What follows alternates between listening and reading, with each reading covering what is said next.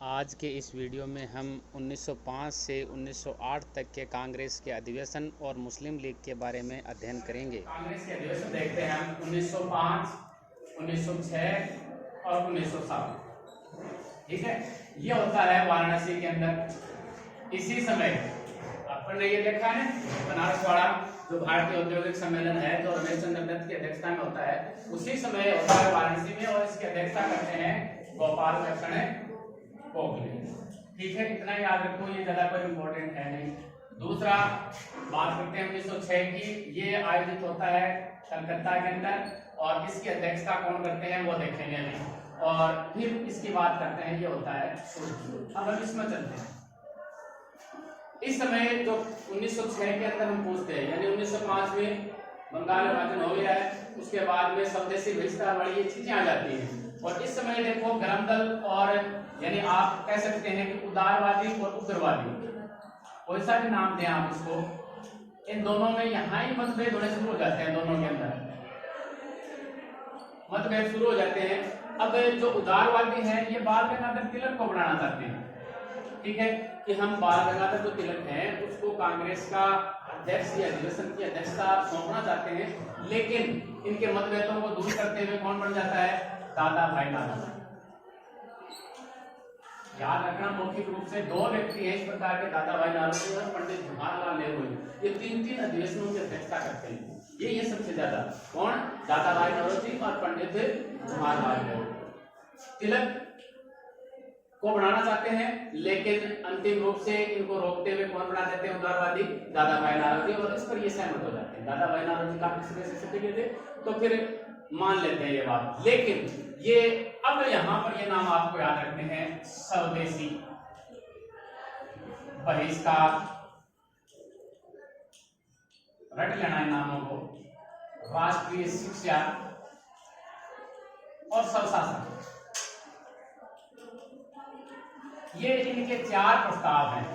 ठीक है, इन चारों प्रस्तावों को जो उदारवादी हैं वो स्वीकृत करा लेते हैं कि जी हम इन प्रस्तावों पर कार्य करेंगे। ठीक है, यानी उदारवादी हैं ये इस प्रकार से नहीं करना चाहते हैं, ये बहिष्कार वगैरह इनको कोई मतलब नहीं है, लेकिन ये जो उग्रवादी हैं इनसे ये इन तीन चार प्रस्तावों की स्वीकृति ले लेते हैं। और पहली बार स्वदेशी वर्ड जो स्वराज है, स्वराज का पहली बार प्रयोग करते हैं यहाँ पर कौन है? दादा भाई हो गया जी, ये अधिवेशन खत्म हो गया। आगे वाले अधिवेशन की बात करते हैं कि जी ये होना था नागपुर में। इन्होंने इसी समय हर बार ऐसा ही हुआ है कि जो पहला अधिवेशन है उसमें कह दिया जाता था कि अगला अधिवेशन कहाँ होगा? नागपुर। ठीक है, अब इनका मतभेद यहाँ भी चल रहा था, यह मतभेद आगे भी चला। अब यहाँ पर उदार जो है ये उदारवादी और उग्रवादी, अब उदारवादियों को लगा कि नागपुर को इनका गठन। ठीक है, तो ये यहां से कि जी अब अधिवेशन हम कहां कराएंगे? सूरत में, ताप्ती जो नदी है इसके तट पर है। इसका आयोजन होगा कांग्रेस के वार्षिक अधिवेशन का। वार्षिक अधिवेशन की बात कर रहे हैं हम, बीच बीच में विशेष अधिवेशन भी हुए हैं, जिसकी एकमात्र अधिवेशन की अध्यक्षता करने को मिली किसकी? लाला लाजपत राय को, वरना इनको अध्यक्षता नहीं मिली गरम दल वालों को, किसी को नहीं। यानी जो तिलक है इसे बेताज बादशाह कहा जाता है। किस लिए कहा जाता है? क्योंकि इन्होंने कभी भी कांग्रेस के अधिवेशन की अध्यक्षता नहीं की। हम तिलक में पढ़ेंगे अभी, इसलिए तिलक को क्या कहा जाता है? बेताज बादशाह कहा जाता है। आपने 11वीं क्लास में पढ़ा होगा ये बेताज बादशाह किसको कहा जाता था? हाँ, है ना, जूलियस सीजर जो है उसको बेताज बादशाह कहा जाता था। यहाँ पर तिलक भारत का बेताज बादशाह है ये। अब यहाँ भी जो सूरत है यहाँ भी यही होता है। जो उग्रवादी हैं वो बनाना चाहते हैं लाला लाजपत राय। ठीक है, और ये जो उदारवादी हैं ये बनाना चाहते हैं रास बिहारी घोष, और अंततः ये सफल हो जाते हैं। यानी लाला लाजपत राय नहीं बनते, ये अध्यक्ष बनने में सफल हो जाते हैं। लेकिन कोई बात नहीं, अध्यक्ष हम नहीं बने, लेकिन हमारे जो ये प्रस्ताव है उन पर आप कार्य कीजिए। लेकिन इन प्रस्तावों में भी उनमें मनमुटाव हो जाता है। मनमुटाव हो जाता है तो कहीं से कोई जूता पता नहीं कौन फेंकता है कोई अज्ञात व्यक्ति है और कहते हैं कि इनके लग जाता है फिरोज शाह मेहता, और एक नाम और दे रखा है सुरेंद्र नाथ बनर्जी होकर, है ना।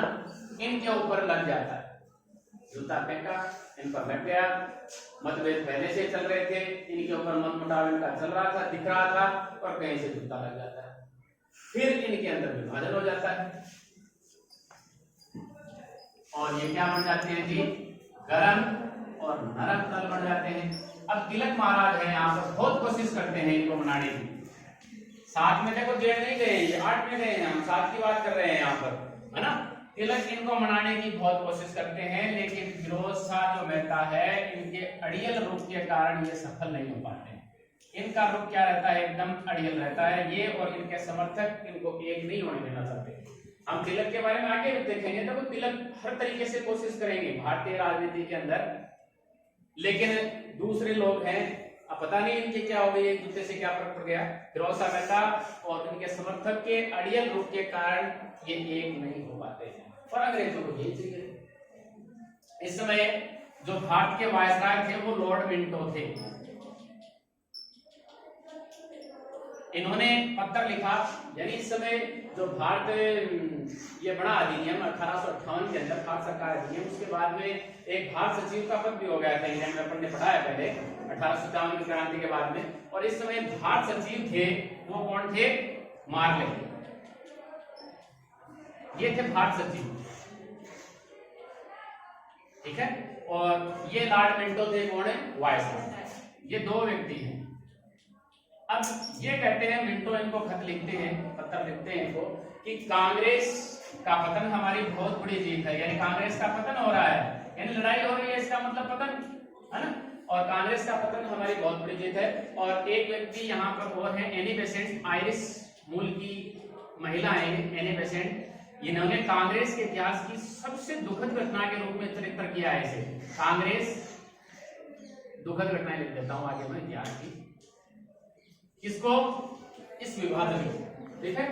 अब ये तो यही चाहते थे कि विभाजन हो इस प्रकार से। इन्होंने कहा कि हमारे लिए तो बहुत बढ़िया चीज है ये, अंग्रेजी साम्राज्य के लिए कांग्रेस का पतन बहुत बड़ी चीज है, ठीक है। इससे पहले हम बात करते हैं 1906 की। अब हम 1907 में थे, 6 की बात करते हैं, यानी अंग्रेजों ने और क्या किया, ठीक है। अब इस समय देखो, एक अलीगढ़ मुस्लिम विश्वविद्यालय, अलीगढ़ मुस्लिम विश्वविद्यालय, ठीक है। अलीगढ़ का नाम आते ही आपको सर सैयद अहमद खान याद आने चाहिए, है ना। जो पेट्रियाटिक एसोसिएशन है उसकी स्थापना, साइंटिफिक एसोसिएशन पेट्रियाटिक जो भी है, इनकी स्थापना सर सैयद अहमद खान ने की थी। तो इसके जो संस्थापक, जो प्राचार्य थे इस समय, वो थे आर्चबोल्ड, ठीक है।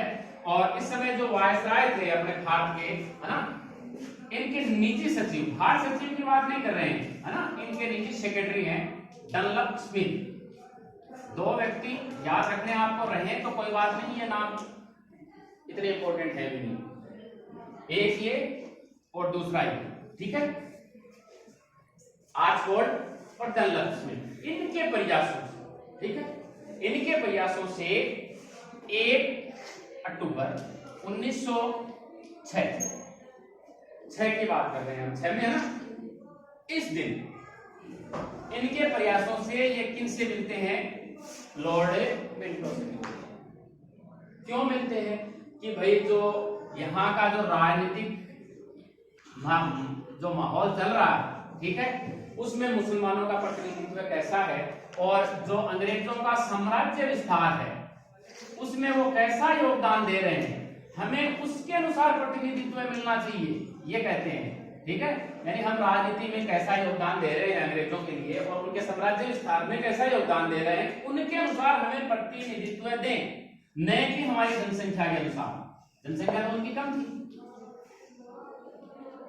2 नाम है यहाँ पर, ठीक है, कि हमें प्रतिनिधित्व मिले हम के लिए, न कि हमारी जनसंख्या के अनुसार। जनसंख्या तो उनकी कम थी। तो ये तो प्रस्ताव जो लॉर्ड मिंटो है उनको बहुत पसंद आया कि हाँ जी, आप एकदम जायज मांग कर रहे हैं, हम आपके लिए पृथक निर्वाचन मंडल देंगे। पृथक निर्वाचन मंडल की यहां से ही शुरुआत होती है। सांप्रदायिक मंडल माने या कुछ भी माने कि मुसलमानों के लॉर्ड मिंटो कहता है कि हिंदुस्तान में मुसलमानों के प्रतिनिधित्व की हम रक्षा करेंगे। ये करने के बाद में कि इस प्रकार से ये व्यक्ति मिलते हैं, ठीक है, और मिलने के बाद में ये किससे आग्रह करते हैं, लॉर्ड मिंटो से आग्रह करते हैं कि हमें इस प्रकार से प्रतिनिधित्व प्रदान करें। तो लॉर्ड मिंटो कहते हैं कि आपके हितों की भारत में रक्षा की जाएगी, हम रक्षा करेंगे। अब इसके बाद 30 दिसंबर कब 1906 और स्थापना होती है किसकी, मुस्लिम लीग। और इसमें देखो आप नवाब उसको बना रखा है, लेकिन इस समय जो ढाका का नवाब है सलीमुल्लाह खां, सलीमुल्लाह खां इसकी स्थापना करता है। एक व्यक्ति और है यहाँ पर आका खां, कई किताबों में तो आका खां ही नाम आता है और कोई का नाम नहीं आता कि मुस्लिम लीग की स्थापना किसने की, आका खां है ना। तो आगा खां इनके प्रयासों से, ठीक है, ये इस प्रकार का माहौल बन जाता है। और फिर आगे चलकर ढाका का जो नवाब है सलीमुल्लाह खां, इसको संस्थापक कहा जाता है इसका, कि ये इसका संस्थापक है और इसका अध्यक्ष बनाया जाता है वकार उल मुल्क।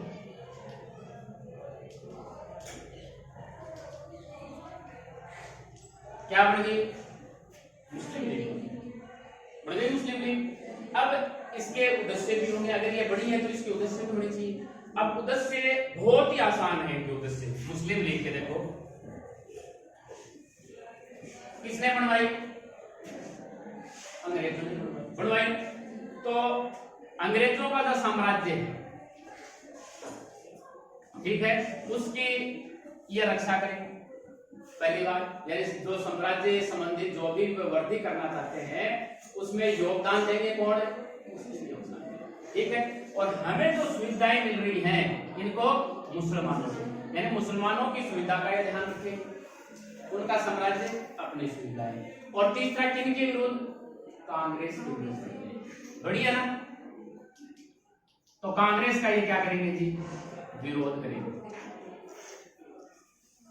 यही कहानी है इनके बढ़ने की समय, ठीक है, यानी अंग्रेजों का समर्थन करेंगे, ठीक है, जो भी ये कार्य करेंगे उनका समर्थन होगा। इसके कारण ये जो भंग आंदोलन हुआ है इसका ये क्या करेंगे, विरोध करेंगे, क्योंकि जो कांग्रेस के लोग हैं वो समर्थन कर रहे हैं, ये क्या करेंगे, विरोध करेंगे, ठीक है। और मुसलमानों के हितों की जो भी मुसलमानों को सुविधाएं हैं उनके लिए प्रयासरत रहेंगे, और कांग्रेस की जहां भी सुविधाएं होंगी उनका ये क्या करेंगे, विरोध करेंगे। इसकी है ये मुस्लिम लीग, ठीक है, ये क्या है, मुस्लिम लीग, ठीक है। अब इसके बाद में हम आगे चलते हैं, 1909 में चलते हैं हम।